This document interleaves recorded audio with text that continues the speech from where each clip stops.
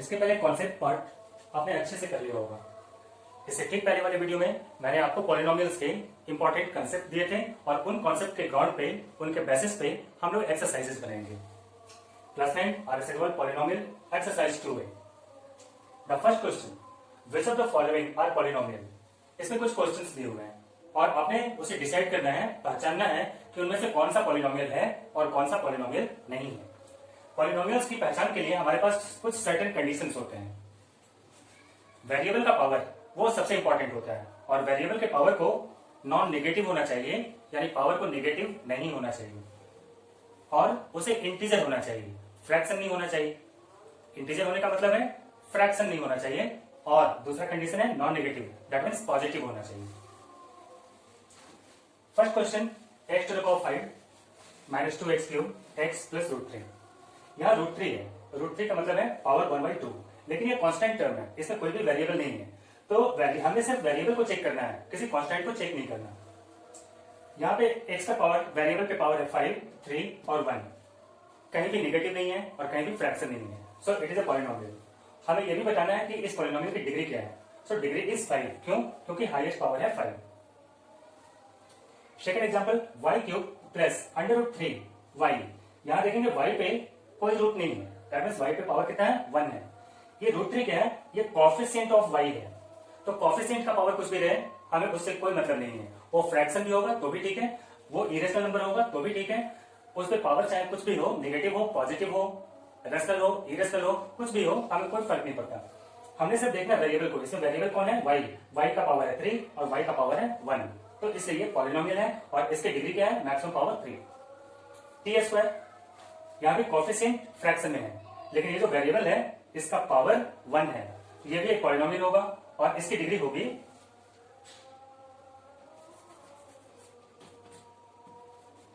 इसकी डिग्री होगी 2।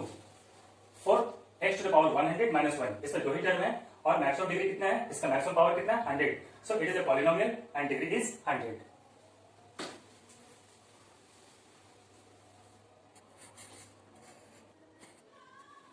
इसके कंटिन्यूएशन में 4 और क्वेश्चन है। 1/√2x² minus √2x plus 2, x का पावर 2 है, x का पावर 1 है, इसलिए ये पॉलिनोमियल होगा और मैक्सिमम पावर 2, इसलिए डिग्री कितना होगा? 2 होगा। यहाँ पे नेगेटिव पावर्स हैं। कंडीशन क्या है? अगर नेगेटिव पावर होगा तो वो पॉलिनोमियल नहीं होगा। सो it is not a polynomial. इस पॉलिनोमियल में एक ही टर्म है और वो क्या है? 1। कैसा पॉलिनोमियल होगा? कांस्टेंट पॉलिनोमियल होगा और कांस्टेंट पॉलिनोमियल की डिग्री हमेशा 0 होती है। -3/5 ये भी एक कांस्टेंट पॉलिनोमियल है और इसकी डिग्री 0 है। अच्छे से कॉपी कीजिए।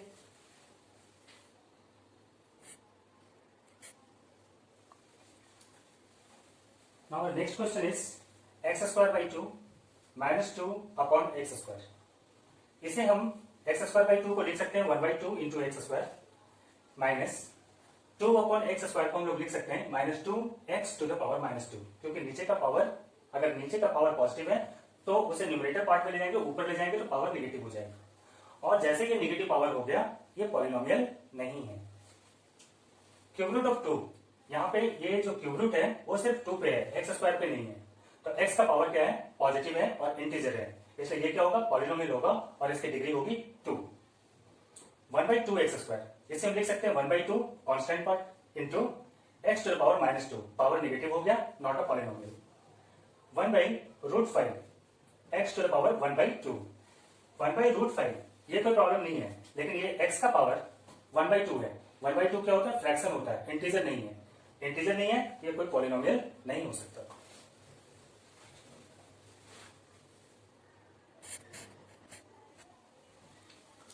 हमारे सामने फिर से 3 एक्सप्रेशन है, 3 अलजेब्राइक एक्सप्रेशन है। डिसाइड करना है पॉलिनोमियल है या नहीं है।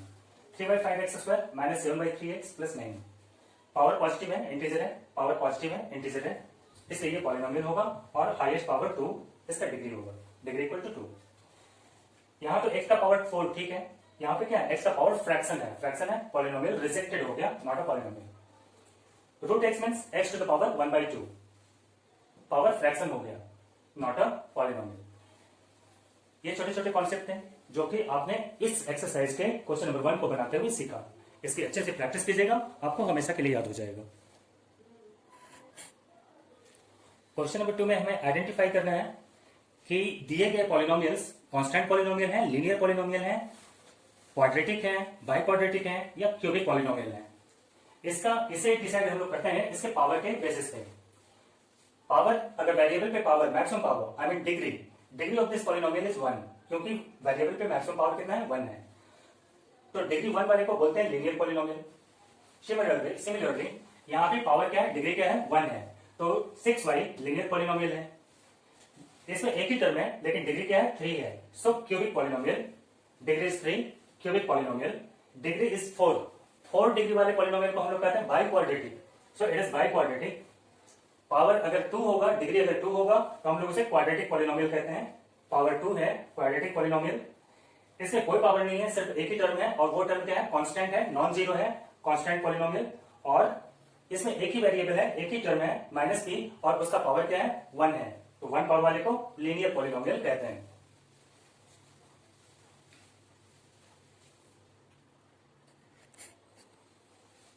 क्वेश्चन नंबर 3 में मैं सिर्फ 2 एग्जांपल आपके लिए सॉल्व करूंगा क्योंकि ये बहुत आसान है, बहुत इजी है, आप कॉन्सेप्ट को बहुत अच्छे से समझ गए हैं। बाकी को आप लोग खुद बनाने की कोशिश करेंगे और कोई प्रॉब्लम होने पे कमेंट बॉक्स में डालेंगे। कोएफिशिएंट ऑफ एक्स क्यूब, इस तरह के सवाल को बनाने के लिए, कोएफिशिएंट को ढूंढने के लिए सबसे पहले हम लोग जिसका कोएफिशिएंट पूछा जा रहा है हम लोग उसे इस एक्सप्रेशन में ढूंढेंगे। हमें कोएफिशिएंट किसका चाहिए, एक्स क्यूब का। हमारा एक्स क्यूब वाला टर्म कहां है, यहां है। एक्स क्यूब में कौन सा नंबर मल्टीप्लाइड है, एक्स क्यूब में मल्टीप्लाइड है -5, तो इसका कोएफिशिएंट कौन सा होगा, -5। हमारा आंसर क्या होगा, this is equal to -5। Same वैसे ही अब हमें कोएफिशिएंट चाहिए एक्स का, एक्स वाला टर्म यहां है, एक्स को हटा देते हैं, अब क्या बचा यहां, -2√2, तो इसका आंसर क्या होगा, -2√2। पॉलिनोमियल में जिस किसी का भी कोएफिशिएंट पूछता है सबसे पहले उस टर्म को ढूंढेंगे और उस टर्म में मल्टीप्लाइड कौन सा नंबर है उसे उसके साइन के साथ लिखेंगे, माइनस प्लस के साथ लिखेंगे। अगर ये -5 है तो हमें -5 लिखना होगा, सिर्फ 5 लिखने से हमारा आंसर गलत हो जाएगा। सिमिलरली यहाँ पे x में मल्टीप्लाइड कौन सा है, हमें ऑप्शन चाहिए था x का, x में मल्टीप्लाइड नंबर कौन सा है, 2√2, उसका साइन क्या है, माइनस, तो हम लोग लिखेंगे -2√2। बिल्कुल इसी थ्योरी पे इस क्वेश्चन के नंबर 3 के सारे क्वेश्चन आप आसानी से सोल्व कर सकते हैं।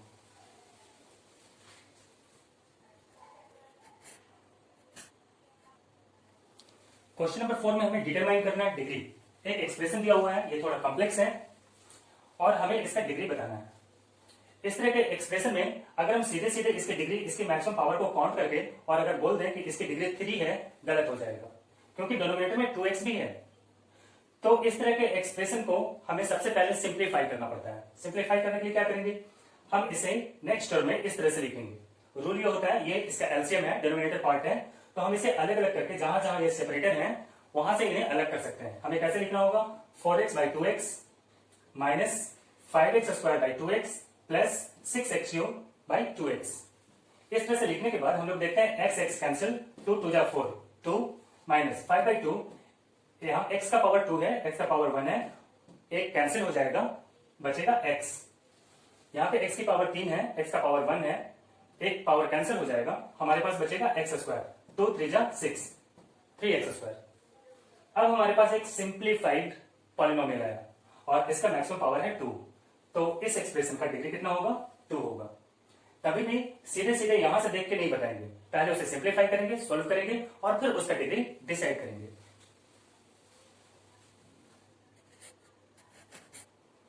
एक्सप्लेन करने के लिए क्वेश्चन नंबर 2 और 3 भी मैंने सोल्व कर दिया।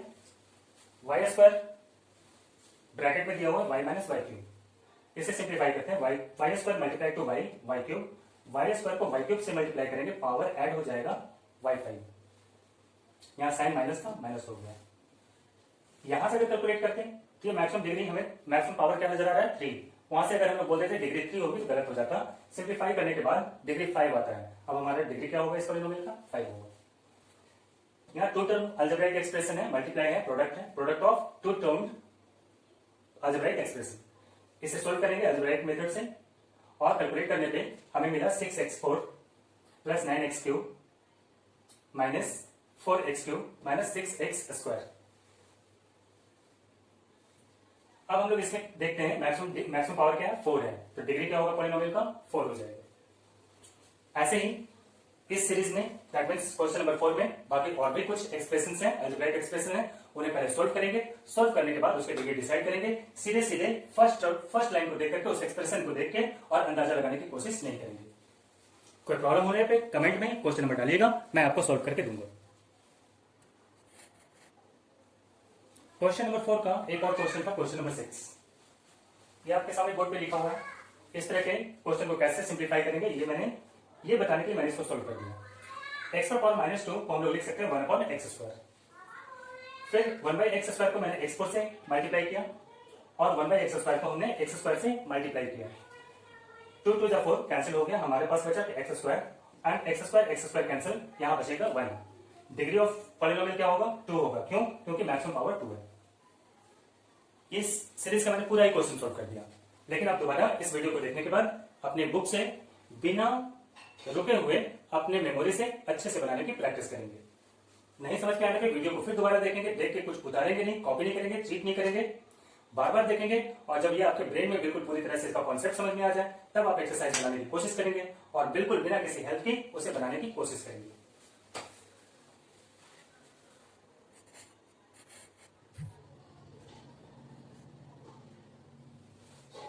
एग्जाम्पल 5 में हमें एग्जाम्पल्स देने हैं। एक मोनोमियल का जिसका डिग्री 5 है। मोनोमियल किसे कहते हैं? जिसमें एक ही टर्म हो। तो हमने एक वेरिएबल वाला एक टर्म ले लेना है। हमने लिख दिया x, हमारा वेरिएबल सपोज x है। डिग्री कितनी होनी चाहिए? 5। x पे पावर मैंने 5 लिख दिया।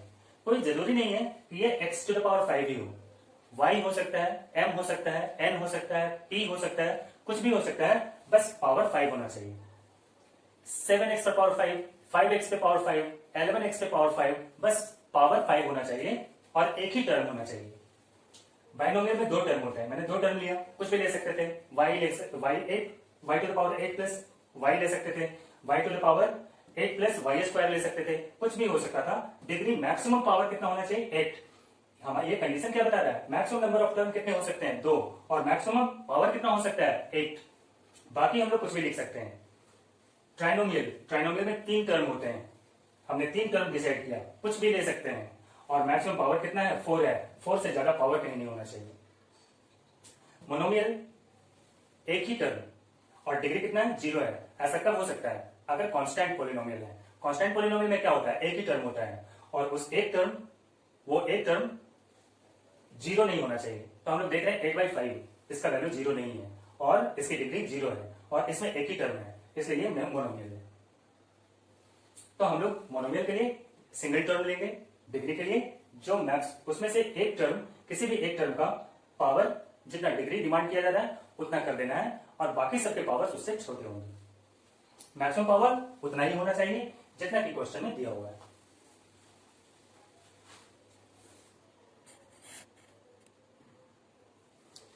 क्वेश्चन नंबर 6 में 1 2 3 4 4 अलजेब्राइक एक्सप्रेशन आपको दिए गए हैं। उन्हें अरेंज करना है स्टैंडर्ड फॉर्म में। स्टैंडर्ड फॉर्म में अरेंज करने से पहले हम लोग ये देखेंगे कि स्टैंडर्ड फॉर्म कहते किसे हैं। x to the power 1, x to the power 2, यहाँ पे x to the power 0 है और x to the power 3 है। इनके पावर को अगर हम देखें तो ये किसी सिस्टम से अरेंज नहीं किया हुआ है। अगर हम इन्हें इन 4 टर्म को अरेंज कर दें either in ascending order of the power और the descending order of power, तब वो स्टैंडर्ड फॉर्म में कन्वर्ट हो जाएगा। हम इसे डिसेंडिंग में अरेंज करते हैं। डिसेंडिंग में करने का मतलब सबसे ज्यादा पावर वाले को सबसे पहले 5x³ माइनस 2x²